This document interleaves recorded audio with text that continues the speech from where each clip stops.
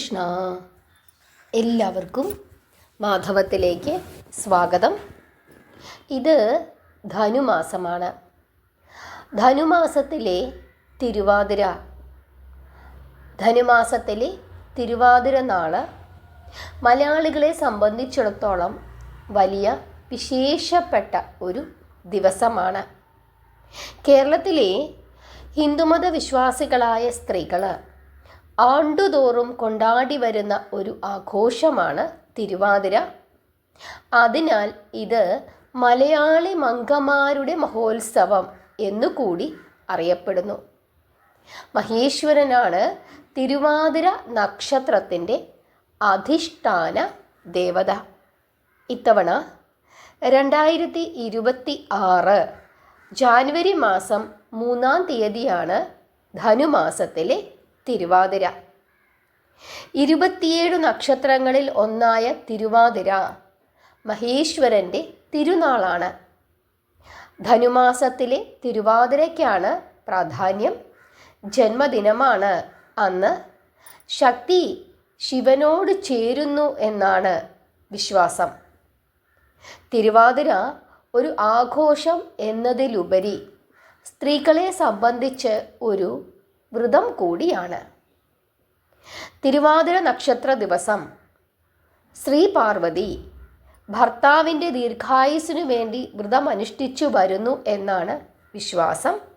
ആ ഓർമ്മയ്ക്കായിട്ടാണ് കേരളത്തിലെ സ്ത്രീകൾ ഈ വ്രതം അനുഷ്ഠിച്ച് വരുന്നത്. ഭർത്താവിൻ്റെ ദീർഘായുസ്സിനു വേണ്ടി വ്രതം അനുഷ്ഠിക്കുന്നത് വഴി തങ്ങൾക്ക് ദീർഘ സുമംഗലി പദം, നെടുമാംഗല്യം സിദ്ധിക്കുന്നു എന്നാണ് വിശ്വാസം. സാധാരണ ഈ വ്രതം സ്ത്രീകൾ 4 ദിവസത്തെ വ്രതമായി എടുക്കാറുണ്ട്. അതല്ലെങ്കിൽ തിരുവാതിര നക്ഷത്ര ദിവസം മാത്രമായിട്ട് എടുക്കാറുണ്ട്. അതല്ലെങ്കിൽ 7 ദിവസത്തെ വ്രതമായി എടുക്കാറുണ്ട്. 7ാമത്തെ ദിവസം തിരുവാതിര വരുന്ന രീതിയിലും, അതല്ല ചിലർ 7 ദിവസം കഴിഞ്ഞ് 8ാമത്തെ ദിവസം തിരുവാതിര വരുന്ന രീതിയിലുമൊക്കെ തന്നെ ഓരോ ദേശങ്ങളിലും ഓരോ രീതി അനുസരിച്ച് എടുക്കാറുണ്ട്. ചിലർ ഉപവസിക്കും, ചിലർ ഒരിക്കലൂണ് പോലുള്ള, അതായത് ഒരു നേരം മാത്രം ക്ഷേത്രത്തിൽ നിന്നും കിട്ടുന്ന ചോറ് മേടിച്ച് കഴിച്ച് ആ രീതിയിൽ ചെയ്യാറുണ്ട്.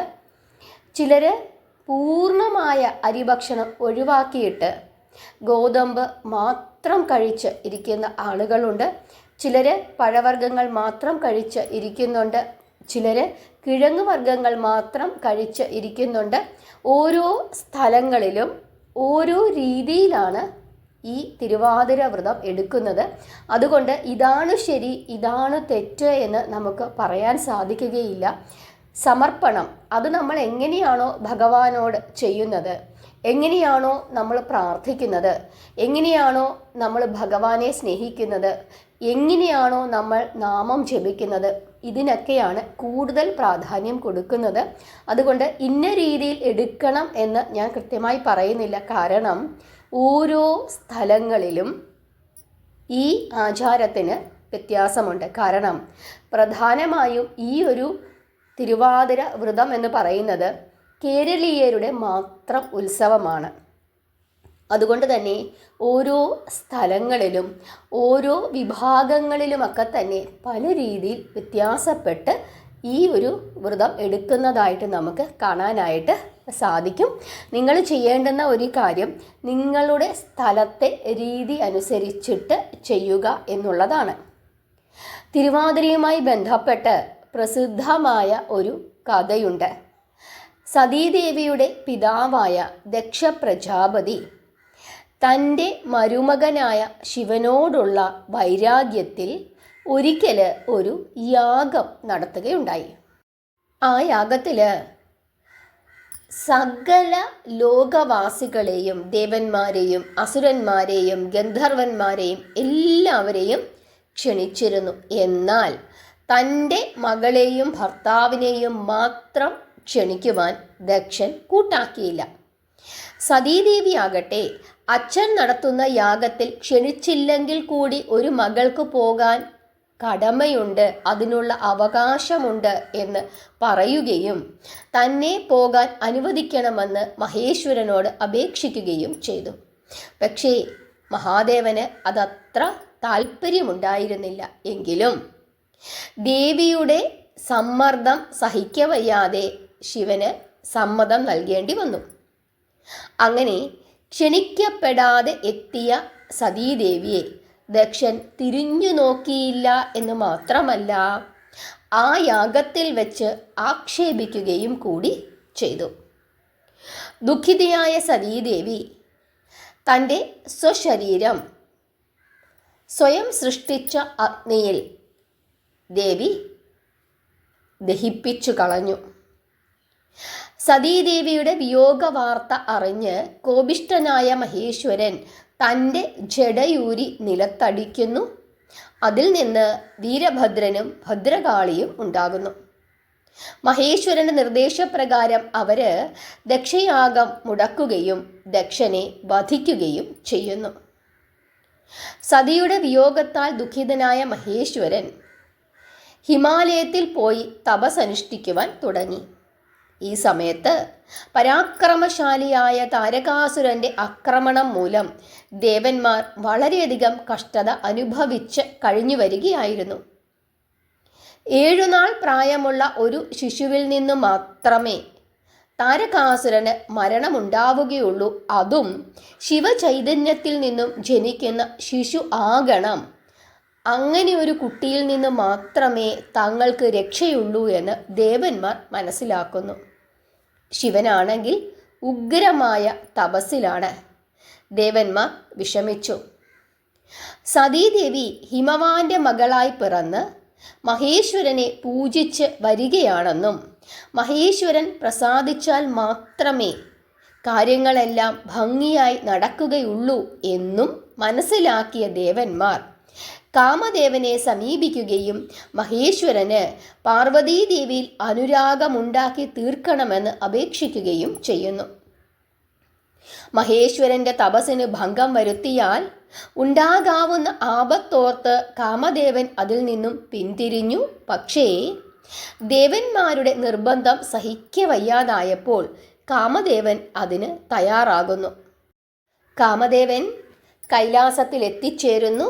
തൻ്റെ മലരമ്പ്, പുഷ്പം കൊണ്ടുള്ള ആ അമ്പ് മഹേശ്വരനെ ലക്ഷ്യമാക്കി തൊടുത്ത് വിടുന്നു. മഹേശ്വരൻ്റെ തപസ്സിന് ഭംഗമുണ്ടാകുന്നു. മഹേശ്വരൻ ഒരു നിമിഷം കണ്ണു തുറന്ന് നോക്കുന്നു. തൻ്റെ മുമ്പിൽ നിൽക്കുന്ന പാർവതിയെ കാണുന്നു. പക്ഷേ അടുത്ത നിമിഷം ചുറ്റും കണ്ണോടിച്ചപ്പോൾ വൃക്ഷലതാദികളുടെ മറവിൽ മന്മഥ ശരവുമേന്തിക്കൊണ്ടു നിൽക്കുന്ന കാമദേവനെയാണ് കാണുന്നത്. ശിവൻ കോപം കൊണ്ട് ജ്വലിക്കുന്നു. തൻ്റെ തൃക്കണ്ണിൽ, അതായത് 3ാമത്തെ തൃക്കണ്ണിൽ നിന്ന് ഒരു അഗ്നി പുറത്തേക്ക് വമിക്കുകയും ആ അഗ്നിയിൽ കാമദേവൻ ചുട്ട് ഭസ്മമായി തീരുകയും ചെയ്യുന്നു. ദേവന്മാർ ദുഃഖിച്ചു. മന്മഥൻ്റെ ഭാര്യയായ രതീദേവി ഭർത്താവിൻ്റെ വിയോഗത്താൽ വാവിട്ട് കരയുന്നു. കാമനില്ലാതെ വന്നു കഴിഞ്ഞാൽ ഈ ലോകത്തിൽ പിന്നെ സ്നേഹം എന്ന ഒരു വികാരം ഉണ്ടാവുകയില്ല. അത് ലോകത്തിൻ്റെ നിലനിൽപ്പിനു തന്നെ ഭംഗം ഉണ്ടാക്കും. സ്ത്രീ പുരുഷന്മാർക്ക് അനുരാഗം ഇല്ലാത്ത അവസ്ഥ വന്നു. സൃഷ്ടിയുടെ മൂലകാരണമായ കാമദേവനെ ജീവിപ്പിക്കേണ്ടത് ഒരു ആവശ്യമായി തീർന്നു. എല്ലാവരും കൂടിച്ചേർന്ന് മഹേശ്വരനെയും പാർവതീദേവിയെയും ധ്യാനിച്ചുകൊണ്ട് വ്രതം അനുഷ്ഠിച്ച് തുടങ്ങി. പാർവതീദേവിയും മഹേശ്വരനെ ധ്യാനിച്ചുകൊണ്ട് തപസ് തുടങ്ങി. ഭക്തജനങ്ങളുടെ വ്രതാനുഷ്ഠാനത്തിൽ സന്തുഷ്ടനായ മഹേശ്വരൻ കാമദേവനെ ജീവിപ്പിക്കുന്നു. പാർവതീദേവിയെ വിവാഹം കഴിക്കുന്നു. ആ വിവാഹ ദിനത്തിലാണ് കാമദേവനെ മഹേശ്വരൻ വീണ്ടും സൃഷ്ടിച്ചത്, വീണ്ടും ജീവൻ കൊടുത്തത്. ശിവപാർവതിമാരുടെ വിവാഹം നടന്നത് ധനുമാസത്തിലെ തിരുവാതിരയ്ക്കാണ് എന്ന് ഒരു വിശ്വാസം നിലനിൽക്കുന്നുണ്ട്. കാമദേവന്റെ ജീവൻ തിരിച്ചു കിട്ടാനായി ദേവന്മാരും മറ്റും അനുഷ്ഠിച്ചു വന്ന ആ വ്രതത്തിൻ്റെ ഓർമ്മയ്ക്കായിട്ടാണ് നാം ഇന്നും തിരുവാതിര ആഘോഷിക്കുന്നത് എന്നും ഒരു കഥ നിലവിലുണ്ട്. ശ്രീ പാർവതീദേവി അനുഷ്ഠിച്ച വ്രതത്തിൻ്റെ പ്രാധാന്യം മനസ്സിലാക്കിയിട്ടാണ് തിരുവാതിര വ്രതം അനുഷ്ഠിക്കുന്നത് എന്ന ഒരു കഥയും നിലനിൽക്കുന്നുണ്ട്. ഇനി തിരുവാതിരയുമായി ബന്ധപ്പെട്ട മറ്റൊരു കഥ കൂടിയുണ്ട്. ഒരിക്കൽ ദാരുകവനത്തിലെ മഹർഷിമാര് തങ്ങളുടെ തപശക്തി മൂലം ഉഗ്രപ്രതാപികളായി തീർന്നതിനാൽ അവരുടെ അഹങ്കാരം വർദ്ധിച്ചു. തന്മൂലം ശിവനെ യാഗത്തിനു വിളിക്കുകയോ അദ്ദേഹത്തിനുള്ള ഹവിർഭാഗം നൽകുകയോ ചെയ്തില്ല. അങ്ങനെ ഇരിക്കെ ഒരു ദിവസം മുനിമാർ ചേർന്ന് ഒരു മഹായാഗം നടത്തി. മഹേശ്വരൻ അതറിയുകയും മഹാവിഷ്ണുവിനെ വിവരം ധരിപ്പിക്കുകയും ചെയ്തു. ശിവനും വിഷ്ണുവും മുനിമാരുടെ അഹങ്കാരം ശമിപ്പിക്കണം എന്ന ഒരു തീരുമാനത്തിൽ എത്തിച്ചേരുന്നു. വിഷ്ണു മോഹിനിയുടെ വേഷത്തിലും ശിവൻ ഒരു ഭിക്ഷാടകന്റെ വേഷം ധരിച്ചിട്ടും ദാരുകവനത്തിൽ എത്തിച്ചേരുന്നു.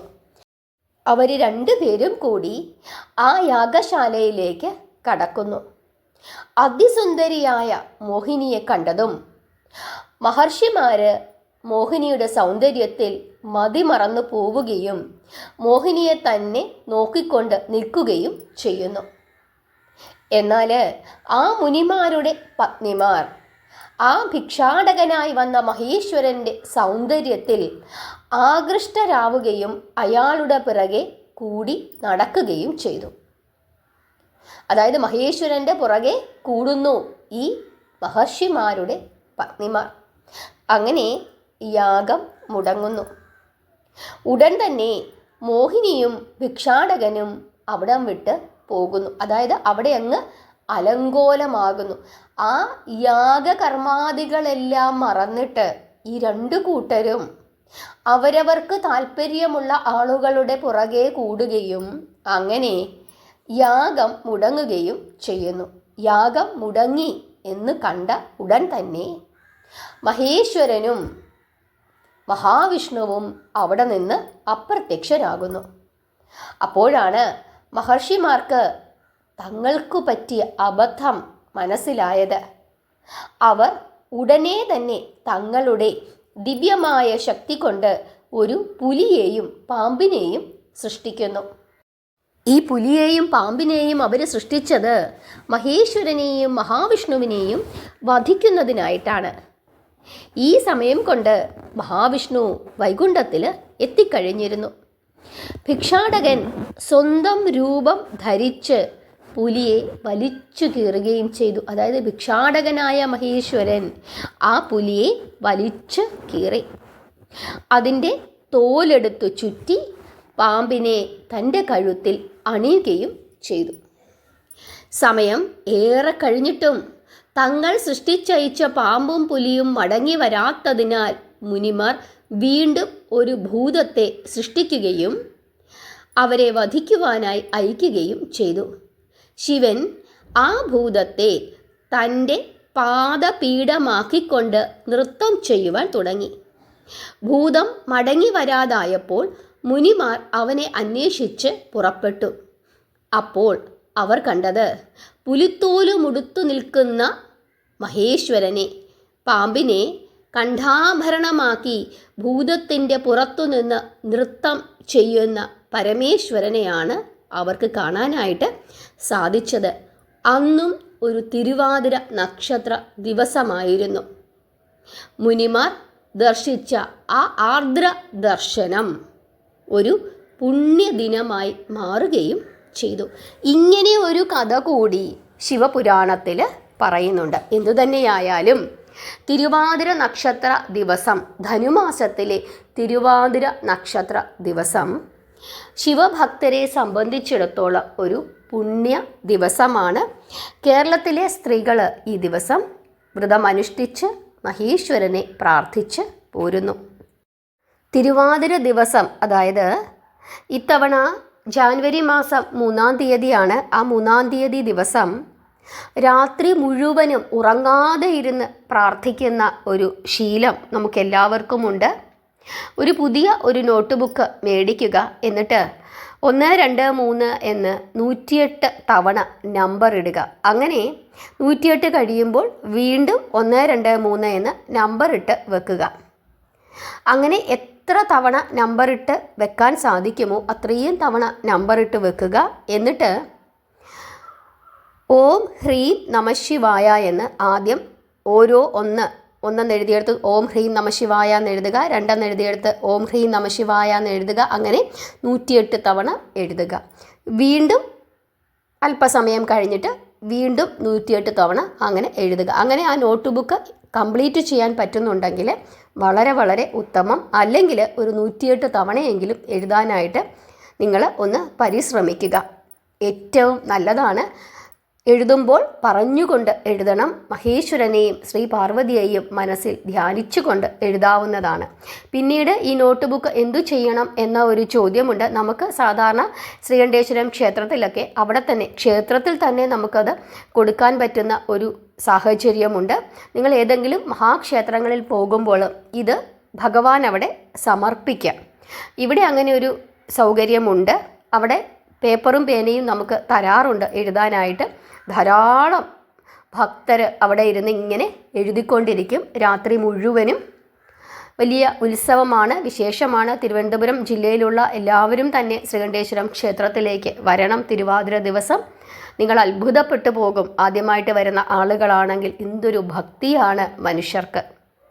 എത്ര സ്നേഹത്തോടു കൂടി എത്ര ഭക്തിയോടുകൂടി ഇരുന്നാണ് അവർ ഈ കർമ്മങ്ങളെല്ലാം അനുഷ്ഠിക്കുന്നത്. അവിടുത്തെ പൂജകളും പ്രാർത്ഥനയും ഒക്കെ നിങ്ങൾക്ക് കാണാനായിട്ട് സാധിക്കും. നിങ്ങൾക്ക് അത്ഭുതമുണ്ടാകും ഇതുവരെ കണ്ടിട്ടില്ലാത്ത ആളുകൾ. കാരണം അത്ര സ്നേഹത്തോടു കൂടി ഭക്തിയോടു കൂടിയാണ് ഓരോ മണൽത്തരിയും ആ ദിവസം അവിടെ നിൽക്കുന്നത്. ഈ കാര്യങ്ങളൊക്കെ നിങ്ങൾ മനസ്സിൽ വെക്കുക. നിങ്ങളുടെ ഓരോ സ്ഥലങ്ങളിലെ രീതി അനുസരിച്ചിട്ട് നിങ്ങൾ ചെയ്യുക, പ്രാർത്ഥിക്കുക. ഇനി ഉറക്കമളച്ച് ഇരുന്ന്, അതായത് ഉറങ്ങാതെ ഇരുന്ന് പ്രാർത്ഥിക്കാൻ സാധിക്കുന്നില്ല, അസുഖമൊക്കെ ഉണ്ടെങ്കിൽ എത്ര സമയം ഇരിക്കാൻ പറ്റുന്നുണ്ടോ അത്രയും സമയം ഇരുന്ന് നാമം ജപിച്ച് മുമ്പോട്ട് പോവുക. എല്ലാവർക്കും മനസ്സിലായി ഈ ദിവസത്തെ പ്രാധാന്യമെന്ന് വിശ്വസിക്കുന്നു. ശിവപുരാണത്തിൽ ഈ 2 കഥയാണ് തിരുവാതിര നക്ഷത്രം ദിവസവുമായി ബന്ധപ്പെട്ട് പറയുന്നത്. എല്ലാവരും മഹേശ്വരനെ പ്രാർത്ഥിക്കുക, നാമം ജപിക്കുക. എല്ലാവരെയും ഭഗവാൻ അനുഗ്രഹിക്കട്ടെ. ഹരേ കൃഷ്ണ.